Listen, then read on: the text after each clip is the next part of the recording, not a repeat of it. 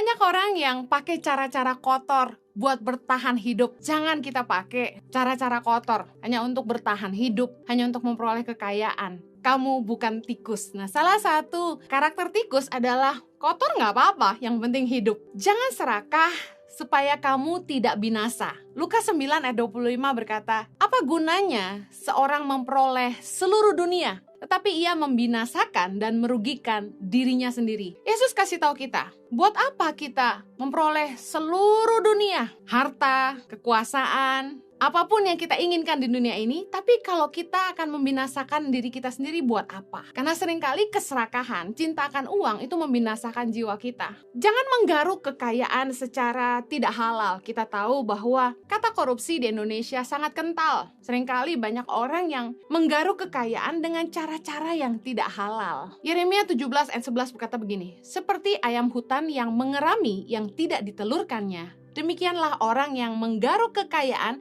secara tidak halal. Pada pertengahan usianya, ia akan kehilangan semuanya, dan pada kesudahan usianya, ia terkenal sebagai seorang bebal. Harta itu nggak kekal. Kalau kita menggaruk kekayaan dengan cara yang nggak halal, kata firman Tuhan, pada pertengahan usia kita akan kehilangan semuanya. Saya melihat dengan mata kepala sendiri bagaimana orang yang tadinya kaya raya, habis. Kaya raya, tiba-tiba hilang. Dalam sekejap mata, semua harta yang kita peroleh di dunia ini bisa hilang. Harta itu nggak kekal. Bayangkan sudah kerja susah payah puluhan tahun, tapi kalau kita ngerjainnya nggak halal, semua harta, kekayaan, kerajaan yang kita bangun akan habis binasa. Amsal 23 ayat 4 berkata gini, jangan bersusah payah untuk menjadi kaya. Tinggalkan niatmu ini. Kalau engkau mengamat-ngamatinya, lenyaplah ia, karena tiba-tiba ia bersayap, lalu terbang ke angkasa seperti Raja Wali. Banyak orang yang mungkin saat dia sedang makmur, sukses, kaya, melimpah,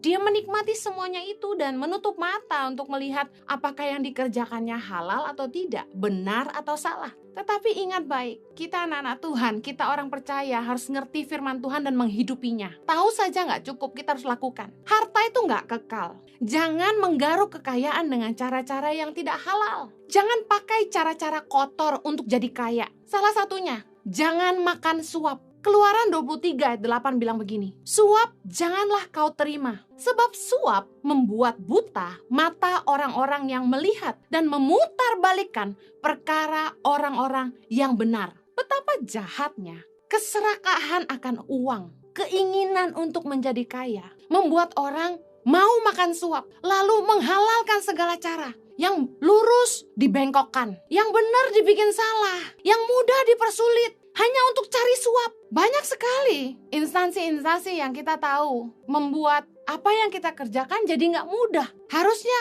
ada jalan yang lurus, biaya administrasi sekian, tapi jadinya malah harus disuap. Lalu salah nggak yang nyuap? Kalau saya bilang gini, kalau itu aturan harus dibayar, kata orangnya, ya kita bayar. Kan aturan itu ada yang tertulis, ada yang lisan. Nah, yang lisan berkata harus bayar sekian. Yang tertulis bilang cuma sekian. Terus kita bayar. Apakah kita menyuap? Tidak. Kita cuma bayar karena diminta. Tapi kita yang menerima suap sangat bersalah. Karena kita memaksa orang menyuap kita. Supaya yang mudah dipersulit itu dipermudah lagi. Orang bisa bikin yang lancar jadi macet karena mereka mencari suap. Jangan sampai kita menghalalkan segala cara untuk jadi kaya. Jangan pakai cara-cara kotor yang membutakan mata hati kita. Jangan pernah makan suap. Jangan minta suap malah. Jangan memperhalus bahasa. Menyuap dengan memberi imbalan. Ayo jangan pakai cara-cara kotor untuk jadi kaya. Ikutin aturan aja.